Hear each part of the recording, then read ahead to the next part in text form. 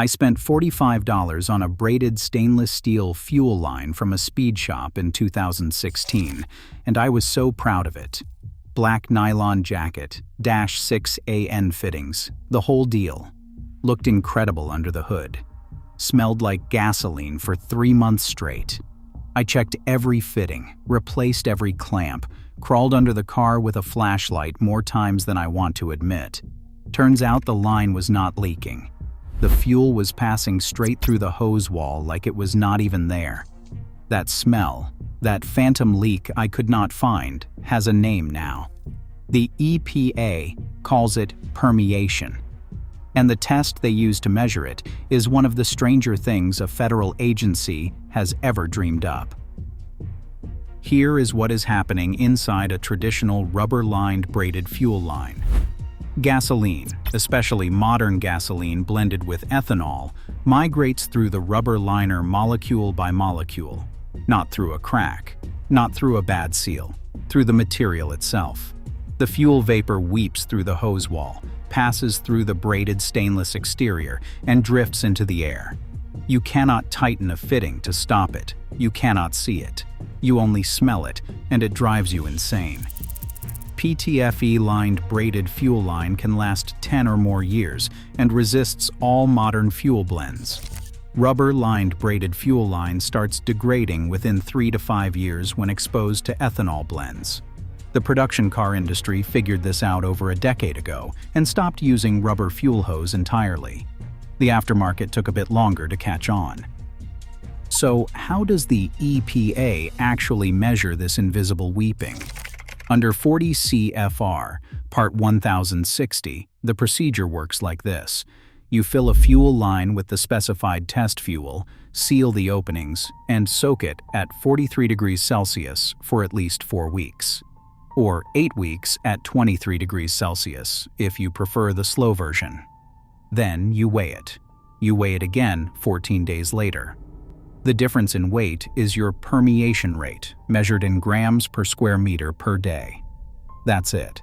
You seal fuel inside a hose, wait, and see how much lighter it gets. The fuel that disappeared didn't leak out through the ends. It passed through the walls. Bubbled out, if you want to be dramatic about it, which is where the nickname comes from. An EPA low-emission fuel line has to come in at or below 10 grams per square meter per day. Non-road fuel lines get a slightly more generous 15 grams per square meter per day. A traditional rubber-lined braided line from your local speed shop is not even in the same universe as those numbers. Continental makes a SAE J30R9 fuel injection hose that is CARB approved, with a maximum permeation of 15 grams per square meter per day at 104 degrees Fahrenheit. That hose has the SAE standard printed right on the side. Industry guidance from Underhood Service magazine puts it bluntly. If a hose does not have an SAE J30 standard printed on the side, do not install it into a fuel system. Between fiscal year 2020 and 2023, the EPA finalized 172 civil enforcement cases under the Clean Air Act tampering provisions, collecting $55.5 million in penalties. In January 2025, Meyer Distributing settled for $7.4 million over allegations it sold tens of thousands of aftermarket emissions tampering devices.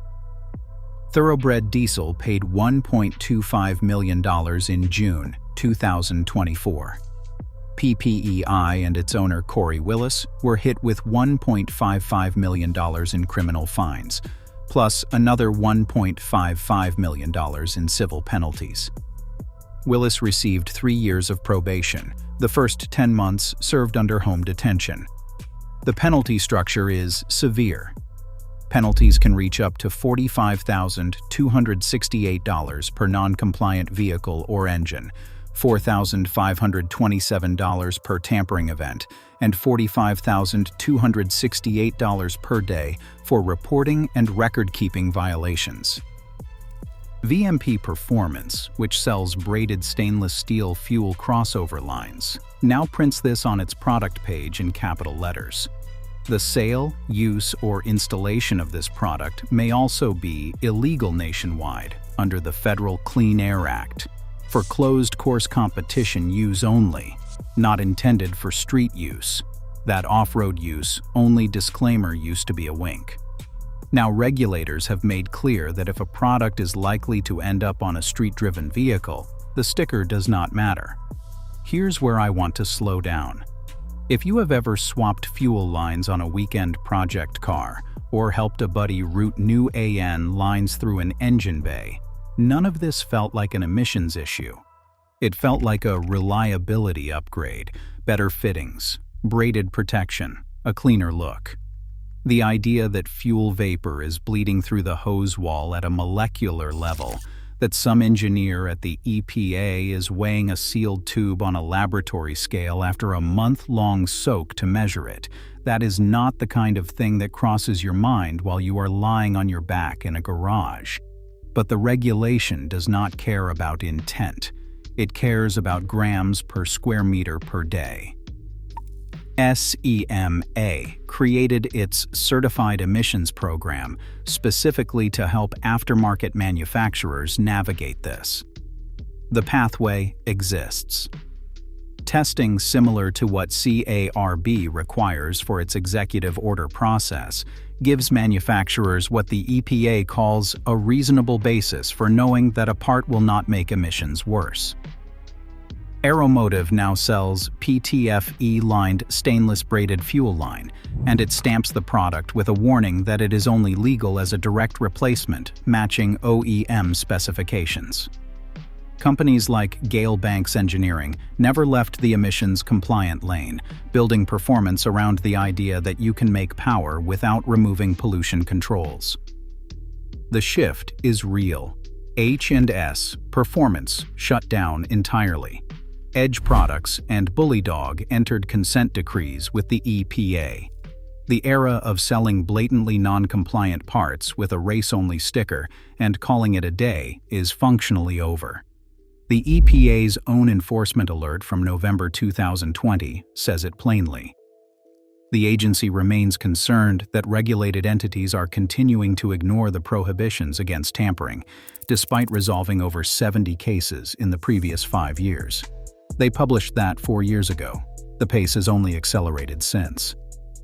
I think about that braided line I bought in 2016 more than I should. $45. Looked perfect. Smelled like a gas station for an entire season. If someone had told me the fuel was literally walking through the rubber liner and evaporating off the braided exterior, I would have said that sounds made up. But that's exactly what was happening, gram by gram, day by day, at a rate some EPA technician could have predicted by putting my hose on a scale and waiting a month. I eventually swapped it for a replacement lined with PTFE. The smell vanished in a day. The hose is still on the car,